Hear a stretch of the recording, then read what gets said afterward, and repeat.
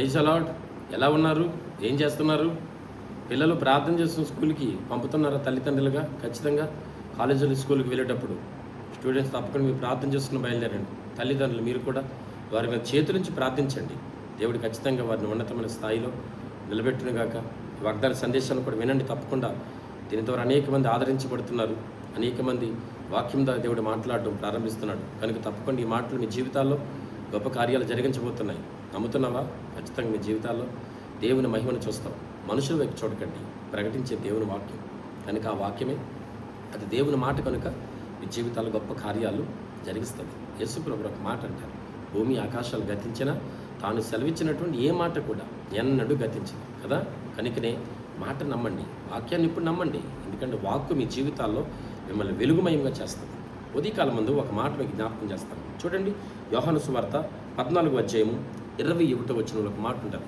యోహాను సువార్త 14:21 రాయబడిన ఒక మాట ఏంటంటే, నా ఆజ్ఞలను అంగీకరించి వాటిని గైకొనివాడే నన్ను ప్రేమించేవాడు. మరలా చదువుతాం చూడండి, యోహాను సువార్త 14:21 నా ఆజ్ఞలు అంగీకరించి వాటిని గైకొనివాడే నన్ను ప్రేమించేవాడు. జాగ్రత్తగా చూడండి, ఈ మాటలు వింటున్నారు కదా. ప్రేమ వాక్యములు యోహాను సూత్రం ఒక చోట ఉంటుంది. దేవుడు లోకముని ఎంతో ప్రేమించాడు, తన అద్వితీయ కుమారుని విశ్వసించి ఏ ఒక్కడు కూడా నశింపగా నిత్య జీవాన్ని కలుగజేస్తున్నాడు. నిజమే, అలుపులమైన మన జీవితాలు అదములైన మనలను నిత్య జీవానికి వారసులుగా చేసింది. ఏంటది? మన తెలివా, మన బలమా, మన జ్ఞానమా? కాదుగా. ఆయన ప్రేమ మనల ఐశ్వర్యవంతులుగా, ఆయన ప్రేమ మనల బలవంతులుగా, ఆయన ప్రేమ నిత్య జీవానికి మనల వారసులుగా చేయడం ప్రారంభించింది. అందుకే ఈ మాటలు వినేటప్పుడు మీ జీవితాల్లో యేసయ్యని ప్రేమించండి. లోకంలో చాలా ప్రేమలు ఉంటాయి. ఆయన ప్రేమించడం అంటే ఏంటి? రోజుకి లేవగానే ఐ లవ్ యూ జీసస్ అని చెప్తే సరిపోతుందా? కాదు కాదు కాదు. అక్కడ ఏమని ఉంటుంది? తన ఆజ్ఞలు గైకొనేవాడు తను ప్రేమిస్తాడు. ఆయన ప్రేమించేవాడు ఏం చేస్తాడు? ఆయన ఆజ్ఞలు గైకొంటాడండి.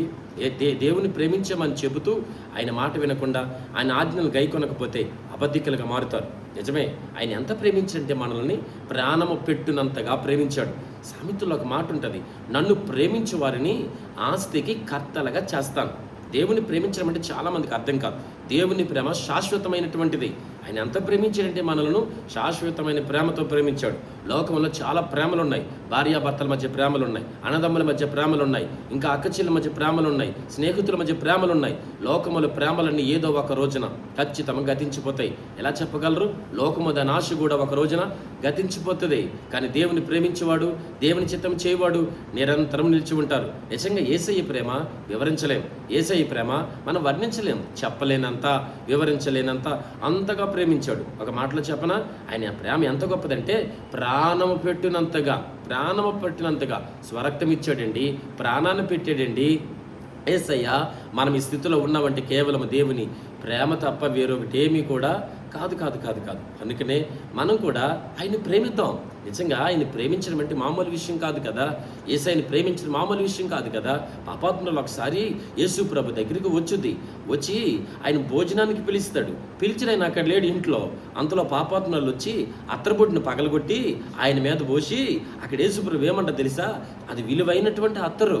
నిజమే, దేవుని ప్రేమించినప్పుడు దేవునికి అంటే లోకంలో మనకి ఏది ఎక్కువ కాదు, ఎక్కువ కాకూడదు కూడా. దేవుని ప్రేమించేవాడు వేటిని ఎక్కువగా భావించరు. అది ఎవరైనా కావచ్చు, బంధాలు కావచ్చు, అమ్మకాలు కావచ్చు, మనకు కలిగిన వనరులు కావచ్చు, వసతులు కావచ్చు. దేవుని ప్రేమించిన వాడు దేవుని కంటే ఏది లోకంలోనిది ఏది ఎక్కువగా ప్రేమించలేడు, ఎక్కువగా అతడు అంగీకరించడు. ఇక్కడ పాపాత్మురాలు వచ్చి విలువైన అత్తరబుడ్డి పగలగొడితే శిష్యులందరూ ఏమంటారు? అరే రే, విలువైన అత్తరు అట్లా పగలగొట్టిందేంటి అని వాళ్ళన్నారు తప్ప యేసుప్రభు అనలేదన్నమాట. ఆమెతో ఏమంటాడు తెలుసా? విస్తారంగా ఆమె నన్ను ప్రేమించింది. చూసారా, పాపాత్మురాలండి. ఆమెకు అంతగా వాక్యం తెలీదు, అంతగా మందిరానికి వెళ్ళదు. అయినప్పుడు కూడా ఎంత ప్రేమ అండి.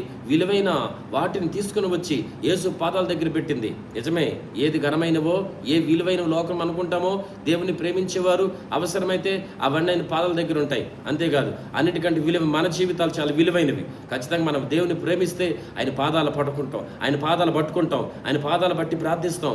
ఆయన ఇంకా అతిగా మనం ప్రేమించగలుగుతాం. ప్రేమించేవారు ఆయన దగ్గర ఉంటారు, ఆయనతో సహవాసం చేస్తారండి. పాపాత్మరాలతో యేసుప్రభు ఏమంట తెలుసా?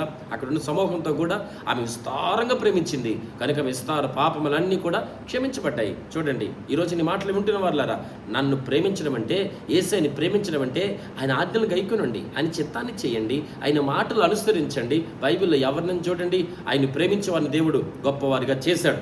ఆయన మనం ప్రేమించాడు, వాస్తవం. కనుక ఆయన ప్రేమించాడు కనుకే ఈ రక్షణ కలిగింది. మనం ధైర్యంగా బ్రతుకుతున్నాం, ఈ చక్కటి సౌఖ్యంగా మన ముందుకు వెళ్ళగలుగుతున్నాం. దేవుని ప్రేమ లేకపోతే ఈ రోజున మన జీవితాలు ఏమైపోయేవి కదా. దేవుడు మనల్ని ప్రేమించకపోతే మనం ఎక్కడో ఉండేవారు కదా. ఈ రోజున నీవు నేను మనమంతా ఇలా ఉన్నామంటే, ఇంత ధైర్యంతో, ఇంత నిశ్చంతగా, ఇంత బలవంతులుగా మార్చబడ్డామంటే కేవలం ఏంటో తెలుసా? మనల్ని ప్రేమించే దేవుడు ఒకడు ఉన్నాడు. లోకములో చాలా ప్రేమలు ఉన్నాయి. కలుషితమైన ఈ లోకములో ఎన్నో మమకారాలు ఉన్నాయి, ఎన్నో బంధాలు ఉన్నాయి, ఎన్నో ప్రేమలు ఉన్నాయి. కానీ అవన్నీ కూడా మనల్ని ఆదరించలేదు కదా, అవన్నీ మనల్ని ప్రేమించలేదు కదా, అవన్నీ మనల్ని బలపరచలేదు కదా, అవన్నీ మనల్ని ధైర్యపరచలేదు. ఒకే ఒక ప్రేమ ఆశలని మనకు ఆశలు పుట్టించింది, ధైర్యం చేయడం మనకు ధైర్యాన్ని చేకూర్చింది, బలహీనులమైన మన ఎడల బలవంతులుగా మార్చింది. ఏంటో తెలుసా? ఆయన ప్రేమే. ఇంకా చెప్పనా?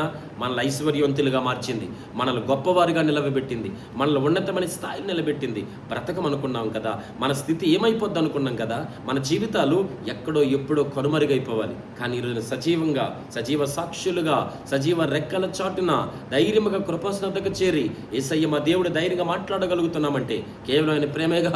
మనల్ని ఎందరో విడిచిపెట్టారు, మనల్ని ఎందరో దూరం అయ్యారు, కానీ మనకు మాటిచ్చి తప్పిపోయారు, మనతో ఉంటామని మనకు దూరం అయిపోయారు. కానీ ఈ రోజుకి కూడా, ఈ క్షణము, ఈ సమయానికి కూడా నీతో ఉన్నవారు, నీతో ఉంటానని చెప్పిన వారు లేకపోయినా, నిన్ను బలపరిచే లేకపోయినా, యేసయ్య ప్రేమ నిన్ను, నన్ను, మనల్ని బలపరిచిందండి, ధైర్యపరిచిందండి, నిలవబెట్టిందండి, ఆశీర్వాదకరంగా మార్చింది. అల్పుడినైనా ఆదముడైనా సేవకుడిగా మాట్లాడుతున్న నా జీవితాన్ని కూడా నిలబెట్టింది దేవుని ప్రేమే.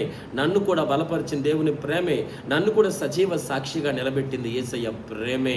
అది అన్నటికీ మారదు. అందుకే ఈ మాటలు వింటున్నా, ఆయన్ని ప్రేమించండి. నన్ను, మనల్ని ఎంతగానో ప్రేమించాడు, మనం కూడా ఆయన ప్రేమిద్దాం. ఆయన ప్రేమించడం అంటే ఏంటి తెలుసా? ఆయన ఆజ్ఞలు గైకొనండి, ఆయన మాట వినండి. ఆయన ప్రేమించేవారంటే ఇంకా ఆస్తికి కర్తల మార్చబోతున్నాడు. అలాంటి కృప దేవుడు మనందరికీ కలుగు చేయను గాక. మనమందరము కూడా అపరిమితముగా ఆయన ప్రేమించుదుము గాక. ప్రేమగల తండ్రి, నీకు వందనాలు. ప్రతి మాట స్థిరపరిచి, ఉదయకాలి మాటలు ప్రతి ఒక్కొక్కరిని బలపరిచి, ఆత్మ సంబంధమైన కృపల చేత నింపి నడిపించండి. ఎవరిని ప్రేమించడం అంటే మీ ఆజ్ఞలు గైకొనాలి. అలాంటి అనుభవాలందరూ నిలబెట్టి నడిపించి ఆశీర్వదించి దినచర్య అంతట్లో కాబట్టి ఈ మాటలు వింటున్న ప్రతి కుటుంబాన్ని బలపరచండి. వారి అక్కలు, వారి అవసరాలు, వారి కష్టం, వారి కన్నీరు అన్నిట్లో గొప్ప విజయాలు కలుగునుగా. యేసు నామమున అడుగుచున్నాము తండ్రి, amen. Thank you. Praise the Lord. God bless you.